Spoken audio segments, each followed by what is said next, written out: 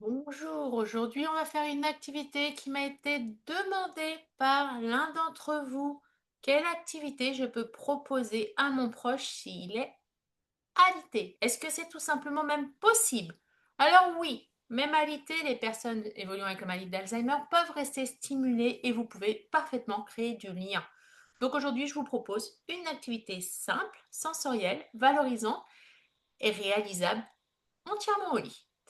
Pas le vôtre, hein. C'est pour votre proche ou votre patient alité, bien sûr.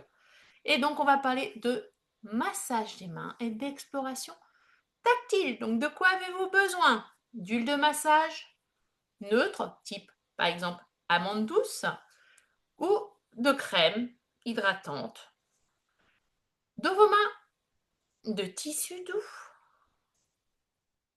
et c'est tout. Après, c'est votre douceur à vous.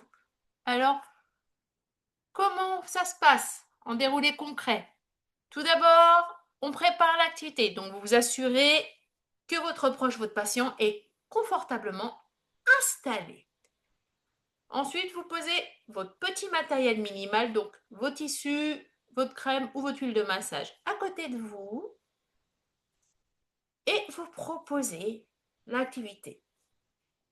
Je te propose de te faire un petit massage. Es-tu d'accord? Il vous dit oui, il vous dit non.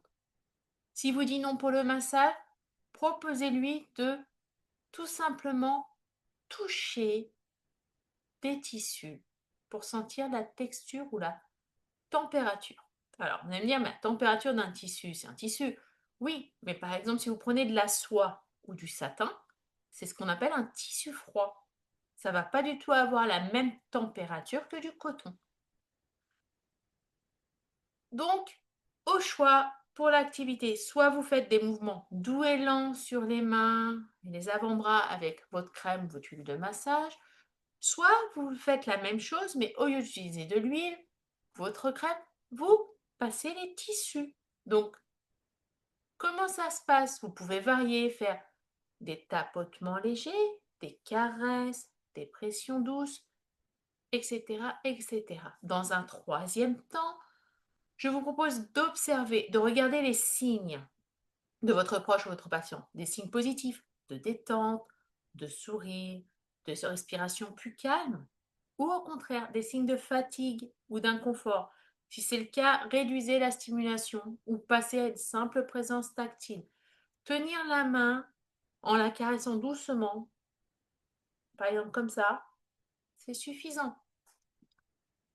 Bien sûr, valorisez votre interaction, parlez doucement, ça fait du bien.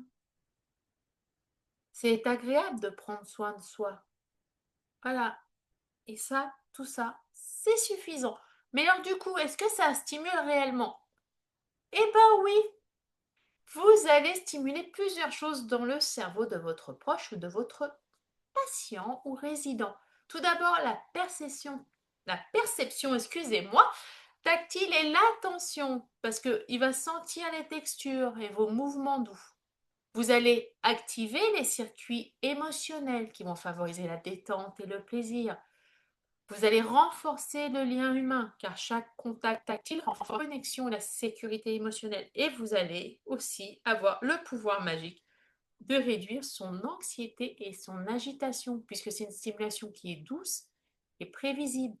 Vos gestes, vous allez les expliquer avant de les faire. Donc, qu'est-ce que disent les neurosciences? En plus de qu'est-ce que ça stimule? Eh bien, elles disent cela, les neurosciences. Les personnes ayant la maladie d'Alzheimer continuent de percevoir et de réagir aux stimulations tactiles jusqu'au dernier stade de leur dernier jour. Le toucher doux stimule le cerveau émotionnel et sensoriel, le cerveau qui reste actif jusqu'à la fin. Et donc, ça va renforcer le lien humain, procurer de la détente, du plaisir et renforcer votre lien relationnel et votre confiance et le côté sécurisant. Donc, la méthode lien, par cette activité, eh ben, votre geste devient un mouvement stimulant. Dites-vous que ça n'a pas besoin de durer longtemps.